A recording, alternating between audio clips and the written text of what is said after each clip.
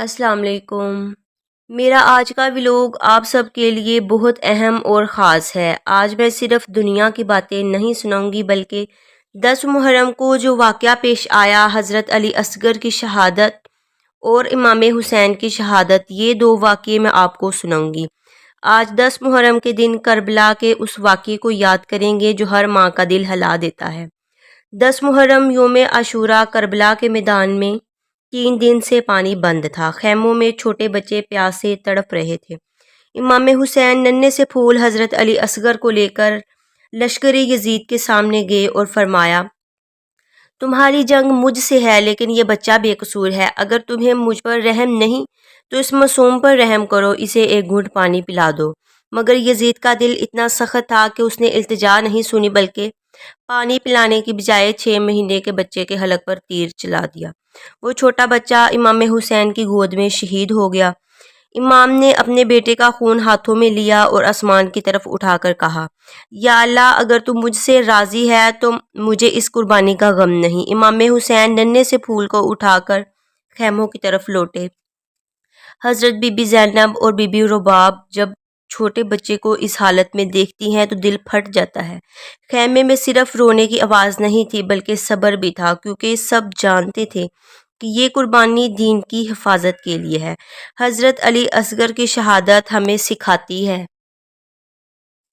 کہ ظلم کے سامنے چھوٹا ہو یا بڑا سب قربان ہو جاتا ہے۔ اب امام حسین کی شہادت کا واقعہ میں مختصر سا سناتی ہوں۔ 10 محرم کی صبح امام حسین نے فجر کی نماز پڑھی۔ ان کے ساتھ 72 ساتھی جو تھے ایک ایک کر کے شہید ہو گئے تھے۔ حضرت عباس رضی اللہ تعالی عنہ، حضرت علی اکبر، حضرت قاسم، سب نے اپنی قربانی دے دی اور ظہر تک امام حسین کربلا کے میدان میں اکیلے رہ گئے۔ جسم زخموں سے بھر چکا تھا، 3 دن سے پانی نہیں ملا تھا، لیکن زبان پر صرف اللہ کا ذکر تھا۔ امام حسین نے آخری بار آسمان پر دیکھا اور سجدے میں چلے گئے۔ ان کا سبق یہ تھا کہ نماز ہر حال میں نہیں چھوڑنی۔ امام حسین زمین پر تشریف فرما ہوئے۔ ان کی شہادت اس طرح ہوئی کہ سچ کے سامنے سر نہیں جھکایا۔